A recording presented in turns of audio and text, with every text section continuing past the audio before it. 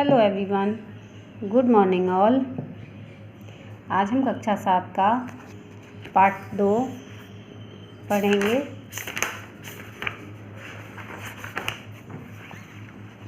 Part 2 का नाम है समाज सेवा और समाज सेवा के जो लेखक हैं वो हैं पद्मलाल पुन्नालाल बख्शी। इस लेसन में समाज का संगठन, समाज को इकट्ठा करना, परोपकार की भावना आदि समाज सेवा इस पार्ट में हम पढ़ेंगे। मनुष्य ही एक ऐसा प्राणी है जो अकेला नहीं रह सकता। उसे अपनी रक्षा के लिए समाज का संगठन करना ही पड़ता है।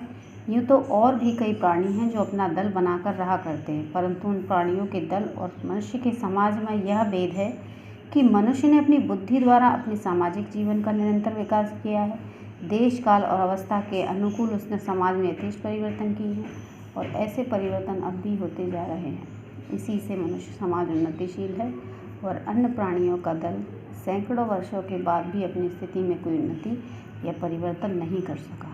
अपनी उन्नति के लिए एक साथ मिलकर काम करने की प्रवृत्ति से प्रेरित होकर जो दल बनाया जाता है उसी को हम समाज में कहते हैं। इसमें बताया गया है कि यूँ तो प्राणियों के जो दल हैं कई सालों से इकट्ठे रहते चले आ रहे हैं, लेकिन मनुष्य का जो दल है उसने निरंतर प्रगति की है, समाज में निरंतर उन्नति की है। जो प्राणी का दल है वो आज भी वही है जहाँ कल था। समाज के भीतर समता का भाव रहना आवश्यक है। जहाँ समता का अभाव है वहाँ समाज में दृढ़ता नहीं है, क्योंकि किसी प्रकार की असमानता होने पर, भेदभाव होने पर पारस्परिक ईर्ष्या, द्वेष आदि भाव अवश्य होते हैं। तब उनसे फूट भी पैदा होती है और एकता का नाश होने पर समाज की अवनति भी होती है। समाज की अवनति होने पर व्यक्ति विशेष की अवनति भी अनिवार्य है। सच तो यह है कि समाज और व्यक्ति का पारस्परिक जो संबंध है वो दृढ़ है, यानी मजबूत है। एक की उन्नति दूसरे की उन्नति है। समाज की उन्नति से व्यक्ति की उन्नति होगी और व्यक्ति की उन्नति से समाज की उन्नति होगी। ना तो समाज व्यक्ति की उपेक्षा करता है और न व्यक्ति ही समाज की अवहेलना कर सकता है। यानी कि जिस समाज में समानता नहीं होती वहाँ पर भेदभाव, ईर्ष्या और आपसी मतभेद पैदा होते हैं। समाज में फूट भी पड़ सकती है। तो समाज और व्यक्ति का जो संबंध है वह मजबूत होना चाहिए। मनुष्यों में जैसी स्वार्थ बुद्धि होती है वैसी परार्थ बुद्धि भी होती है। यानी कि एक अच्छी बुद्धि और एक बुरी बुद्धि के दोनों ही प्रवृत्ति के मनुष्य होते हैं। मनुष्यों में हम जिन गुणों का विकास देखकर मुग्ध हो जाते हैं वे सभी गुण उस परार्थ बुद्धि द्वारा प्रकट होते हैं। दया, प्रेम, स्नेह, सहानुभूति, त्याग, सेवा भाव एकमात्र परार्थ चिंता के कारण हमारे हृदय में उत्पन्न होते हैं। हमें अपने स्वार्थ साधना से जो सुख और संतोष मिलता है वही आनंद हमें परार्थ चिंतन और परोपकार से मिलता है। इस परार्थ चिंतन में मनुष्य का कल्याण है। इसलिए यदि कहा जाए कि परार्थ चिंतन में उच्च कोटि की स्वार्थ चिंता ही है तो यह सर्वथा उचित ही है। हमें अपने कल्याण के लिए, अपनी उन्नति के लिए, अपने सुख के लिए और दूसरों के सुख के लिए सुखकर कार्य करने पड़ते हैं। ऐसे ही कामों को हम सेवा कहते हैं। सेवा का अर्थ है दूसरों का दुख दूर करना और दूसरों को सुख पहुंचाना। जिस प्रकार मनुष्यों की बुद्धि अच्छी और बुरी दोनों ही प्रकार की होती है, तो जिनकी बुद्धि अच्छी होती है उनके मन में स्नेह, सेवा भाव, सहानुभूति ये सब मन में उत्पन्न होते हैं। हमें अपने कल्याण के लिए, अपनी उन्नति के लिए, दूसरों के लिए अच्छे कार्य करने ही पड़ते हैं। समाज दो चार व्यक्तियों का समूह नहीं है, किंतु व्यक्ति उसके अंग अवश्य हैं। किसी भी व्यक्ति की सेवा करना समाज की सेवा करना है। यदि हम किसी कुपथगामी व्यक्ति को किसी भी प्रकार सुपथ पर ला सकें तो उससे हमने समाज की सेवा अवश्य की है। यदि हम किसी का अज्ञान दूर कर सकें तो हम किसी अंश तक समाज की सेवा कर चुके हैं। परंतु यथार्थ समाज सेवा वह है जो किसी व्यक्ति विशेष को सुख पहुंचाने की दृष्टि से नहीं, वरन अधिकांश लोगों को अधिकतम सुख पहुंचाने के लिए की जाती है। समाज में एक ओर जीवन की स्थिरता है तो दूसरी ओर परिवर्तनशीलता है। समाज जब तक दृढ़तापूर्वक किसी नियम का पालन नहीं करेगा तब तक उसकी उन्नति नहीं होगी। इसलिए अधिकतर लोगों का विचार करके समाज की एक मर्यादा बना दी जाती है। सभी व्यक्तियों को उस मर्यादा का पालन करना पड़ता है, चाहे किसी व्यक्ति को कष्ट ही क्यों ना हो। तो भी वह समाज की मर्यादा का उल्लंघन नहीं करे। यदि वह ऐसा करेगा तो समाज द्वारा निंदनीय होगा। अधिक की भलाई का ध्यान रख हमें उसके लिए एक की भलाई की चिंता छोड़नी पड़ती है, परंतु कुछ समय के बाद अवस्था विशेष में परिवर्तन होने के कारण समाज में दोष उत्पन्न हो जाते हैं।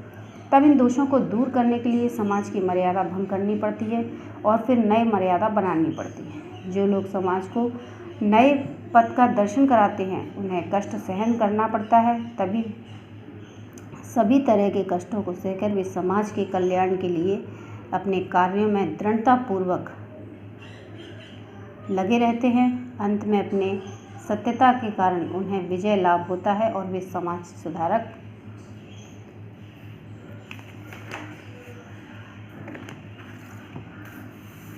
कहे जाते हैं। वे सभी समाज के सेवक हैं।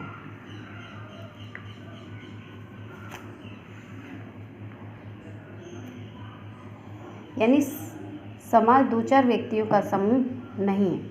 कुछ व्यक्ति ऐसे हैं जो गलत राह पर चले जाते हैं, कुछ अपंग हैं, असहाय हैं, तो हमें इन सबको सही राह पर लाना और असहाय की सहायता करना, ये सब भी समाज सेवा का ही अंग है। और हमें जो किसी व्यक्ति विशेष को सुख पहुंचाने की दृष्टि से नहीं, वरन अधिकांश लोगों को अधिक सुख पहुंचाने की, यानी किसी एक के लिए नहीं, हमें वह कार्य करने पड़ते हैं जिससे सबको सुख पहुंचे।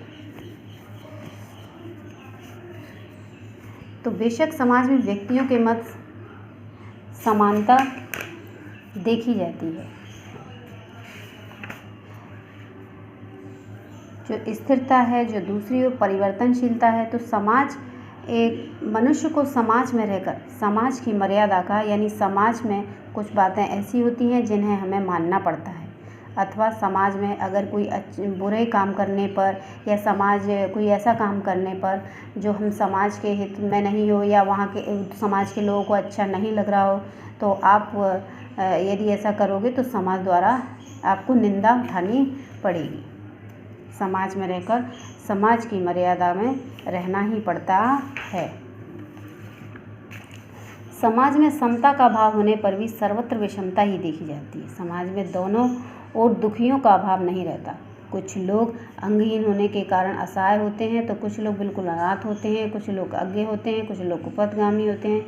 इन सब की सेवा करना, उन सब के हित के लिए इस कारण काम करना समाज सेवा है। देश के समाज में आजकल गरीबों के उत्थान की जो चेष्टा की जा रही है वह समाज सेवा ही है। उसी प्रकार नारियों की दुर्वस्था दूर करने के लिए, कुष्ठ आदि रोगग्रस्त लोगों को यातना दूर करने के लिए चेष्टाएं की जा रही हैं। ये सभी समाज की सेवाएं हैं। देश के सभी सक्षम नवयुवकों का यह कर्तव्य है कि ऐसी सेवाओं में भाग लें जिससे समाज की उन्नति होगी, साथ ही साथ अन्य लोगों में उच्च गुणों का विकास होगा। इसलिए हमारे शास्त्रों में कहा गया है कि पर सेवा से बढ़कर कोई सेवा नहीं। यानी बेशक समाज में समानता नहीं, भिन्नता है, किंतु फिर भी बुराइयां कम नहीं होती। कुछ लोग जैसे कि अज्ञानी हैं, अपंग हैं, या इन सब के लिए काम करना और इन सब में उच्च गुणों का विकास करना ही समाज सेवा है। हमारा ये लेसन यहाँ पर पूरा हो गया। अब ये देखिए शब्दार्थ हैं जो आपको अपनी नोटबुक में लिखने हैं। सही जोड़ियाँ, दिए गए शब्दों उचित उपयुक्त शब्द चुनकर ये आप इजीली कर सकते हो। अब ये देखिए एक वाक्य में उत्तर, ये मैं आपको इसका इमेज या वीडियो द्वारा इसके क्वेश्चन आंसर पूरे करेंगे हम।